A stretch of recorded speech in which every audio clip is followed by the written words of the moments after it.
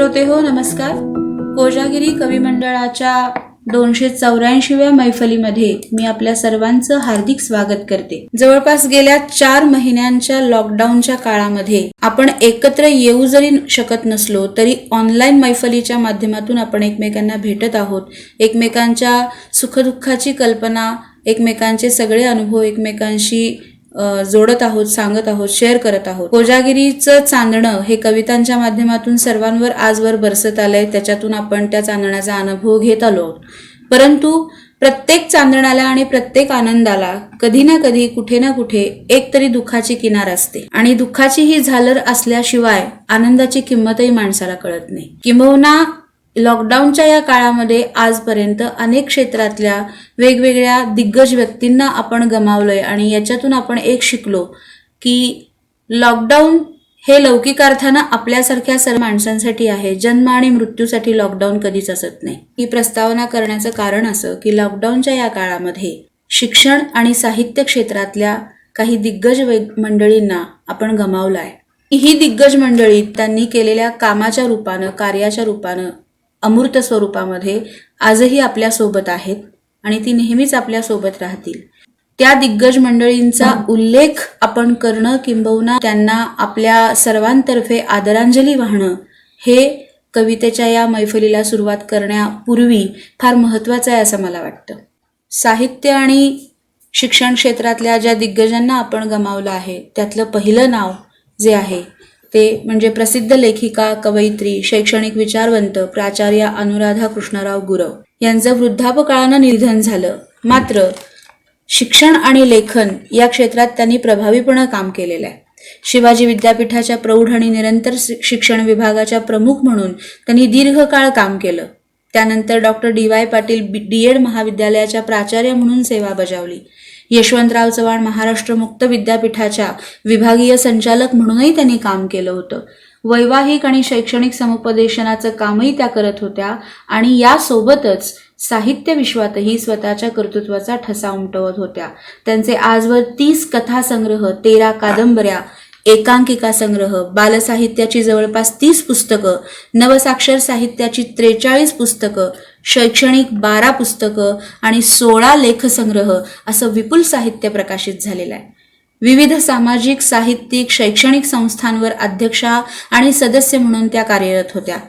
साहित्यिक, शैक्षणिक क्षेत्रातील अनेक पुरस्कार त्यांना प्राप्त झाले होते.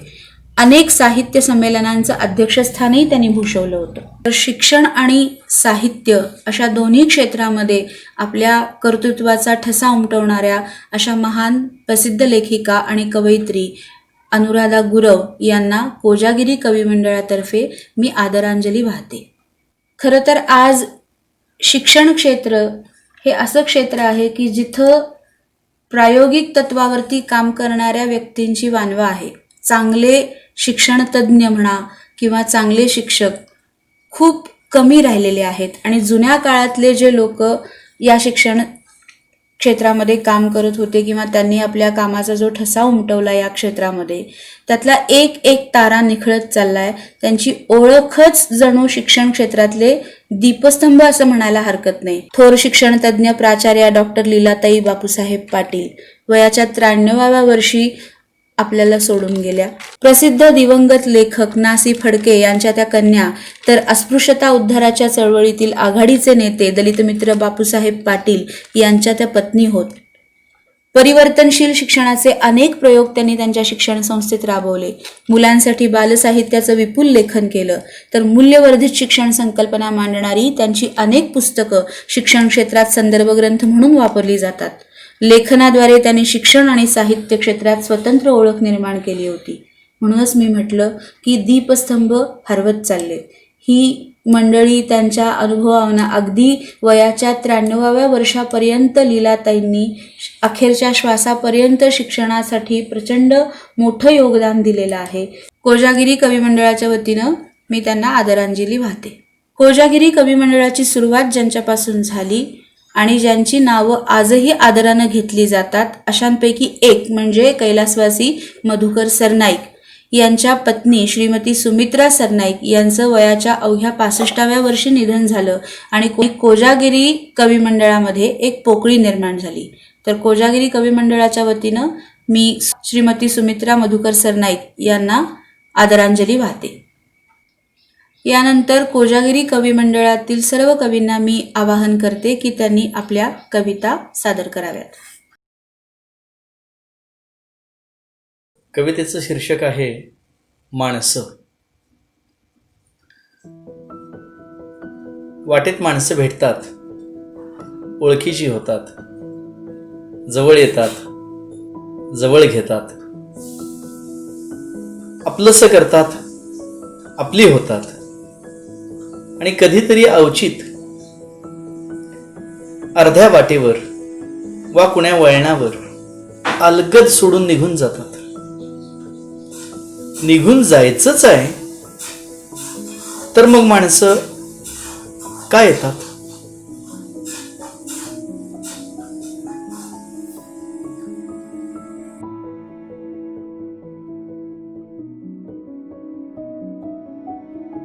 माझी कविता आहे समांतर.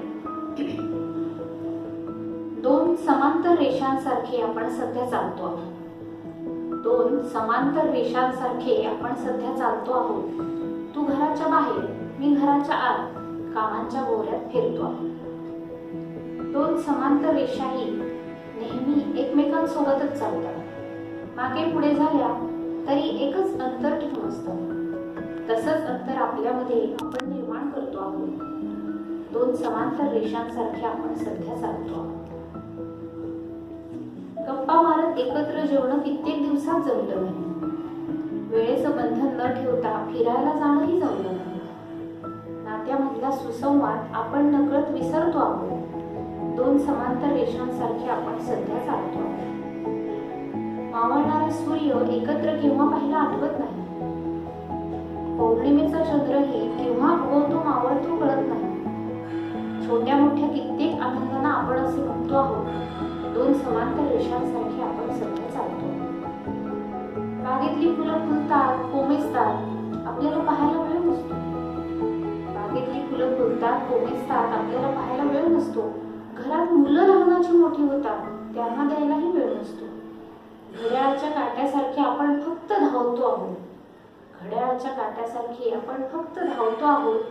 दोन समांतर रेषांसारखे आपण सध्या चालतो आहोत. तसे फिरायला जातो आपण, गर्दीचाच एक भाग हो. पण एकटे कधीच जात नाही. सोबत जातो मोबाईल घेऊन. अगदी जवळच्या माणसालाही मोबाईलवरच भेटतो आहोत. दोन समांतर रेषांसारखे आपण सध्या चालतो आहोत. कुठेही जा, फेसबुक, व्हॉट्सॲप इच्छा काही सोडत नाही.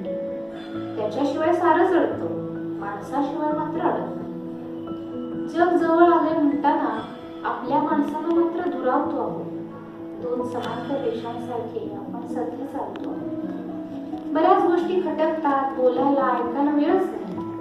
बऱ्याच गोष्टी खटकतात, बोलायला ऐकायला वेळच नाही. इतके आपण बिझी झालो, आपल्यालाही उरलो. एवढं असूनही गंमत अशी हसतमुखाने संसार मात्र करतोच आहोत. दोन समांतर रेषांसारखे आपण सध्या चालतो आहोत. तू घराच्या बाहेर, मी घराच्या आत, कामांच्या गोऱ्यात फिरतो आहोत. दाटून आले आज सखळे हे तुझ्यासाठी शब्द माझ्या पोटी आले हुंदक्याने अडविले. दाटून आले आज सखळे हे तुझ्यासाठी दूर कोणी गात होते आर्ततेचे गीत ते. पापण्या मिटताच आले साठलेले दृश्य ते. आसमानी व्यापलेले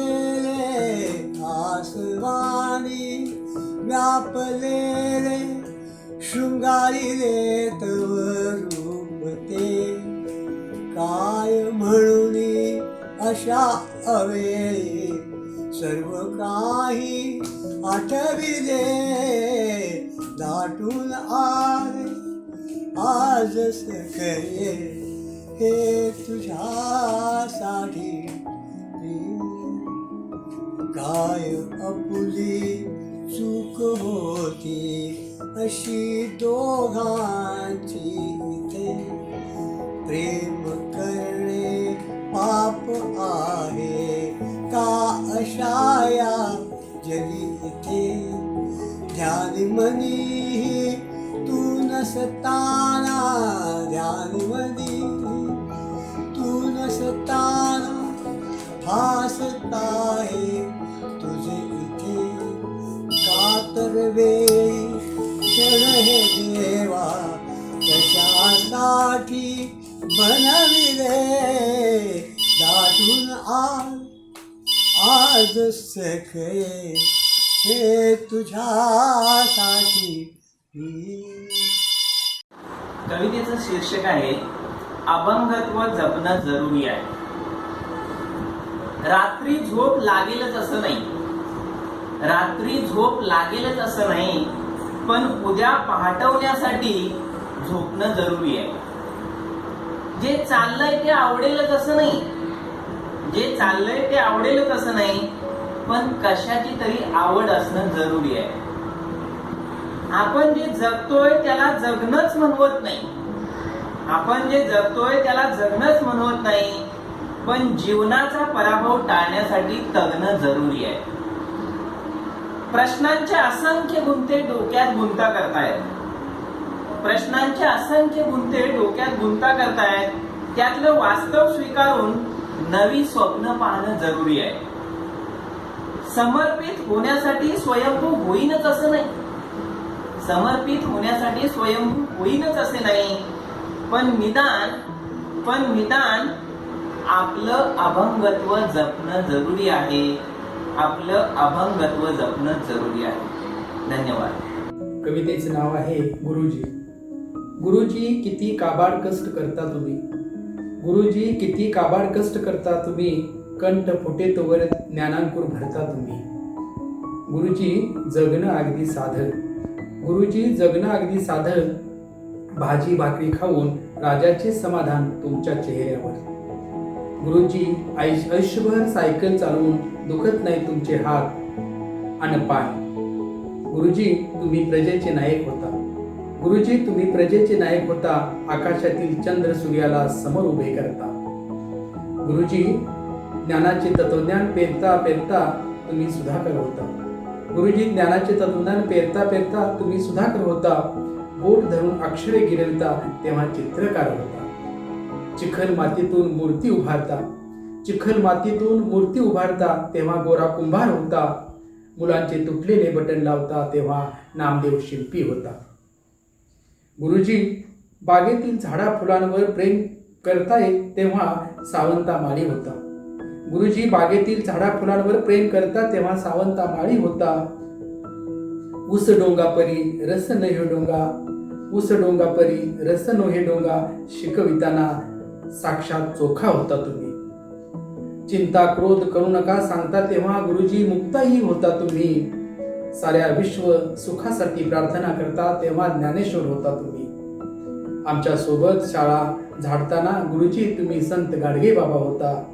आमच्या सोबत शाळा झाडताना गुरुजी तुम्ही संत गाडगे बाबा होता. खरंच गुरुजी तुम्ही खूप मोठे आमचे दैवत होता. खरंच गुरुजी तुम्ही खूप मोठे आमचे दैवत होता. धन्यवाद. कवितेचं शीर्षक आहे कलाविष्कार.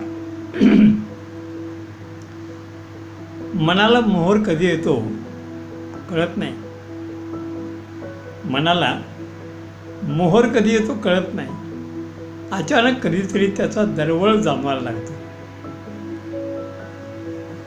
त्या अद्भुत दरवळ गंधाने धुंदावलेल्या मनाला मग मृदू मुलायम पंख फुटतात प्रतिभेचे, आणि ते भान हरपून भिरभिरायला लागतं दशदिशातून. वारं पेरलेल्या नवजात पाडसाप्रमाणे बागडायला लागतं. सारा आसमंत हुंगत त्याचं ते बागडणं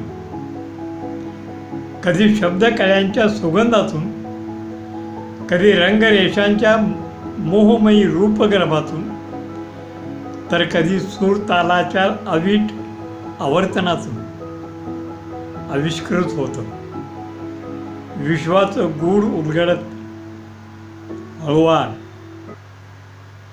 तो असतो कलाविष्कार. तो असतो कलाविष्कार. कवितेचं नाव आहे तुझी आठवण. तुझी आठवण असते माझ्याच अवतीभोवती एखाद्या मादक अत्तराच्या वासासारखी रेंगाळत. तुझी आठवण असते माझ्याच अवतीभोवती एखाद्या मादक अत्तराच्या वासासारखी रेंगाळत. वाटत असते तू आहेस माझ्या जवळपास. वाटत असते तू आहेस माझ्या जवळपास. हलकेच हसत काहीतरी गुणगुणत. हलकेच हसत काहीतरी गुणगुणत. दिवस उजाडल्यापासून होत असतात मला तुझेच भास. दिवस उजाडल्यापासून होत असतात मला तुझेच भास. तुला मात्र हे सांगितलं कधी तर तुझा बसत नसतो विश्वास. तुला मात्र हे सांगितलं कधी तर तुझा बसत नसतो विश्वास. तसा असतो मी कामाच्या व्यापात दिवसभर. तसा असतो मी कामाच्या व्यापात दिवसभर. तरी तुझाच हसरा देखणा चेहरा असतो माझ्या डोळ्यासमोर. तरी तुझाच हसरा देखणा चेहरा असतो माझ्या डोळ्यासमोर. संध्याकाळी निवांतवेळी तुझेच होत असतात भास. संध्याकाळी निवांतवेळी तुझेच होत असतात भास. तुझाच असतो हातात हात आणि वाटत असते मला मी पाहतोय खोलवर तुझ्या गहिऱ्या डोळ्यात. आणि वाटत असते मला मी पाहतोय खोलवर तुझ्या गहिऱ्या डोळ्यात. रात्री पण होत असते असेच माझ्या मनात तुझे येणे. रात्री पण होत असते असेच माझ्या मनात तुझे येणे. अन मग हलकेच मिटून जात असतेस. अन मग हलकेच मिटून जात असतेस माझ्या डोळ्यांच्या पापण्या अलगद तुझ्या नाजूक हाताने. माझ्या डोळ्यांच्या पापण्या अलगद तुझ्या नाजूक हाताने. अशीच उलघाल होत असते रोज रोज माझ्या मनाची. अशीच उलघाल होत असते रोज रोज माझ्या मनाची. कधी भेट घडेल तुझी उकल होत नसते या प्रश्नाची. कधी भेट घडेल तुझी उकल होत नसते या प्रश्नाची. तू मात्र हसत असतेस असे पागल झालेले पाहून मला.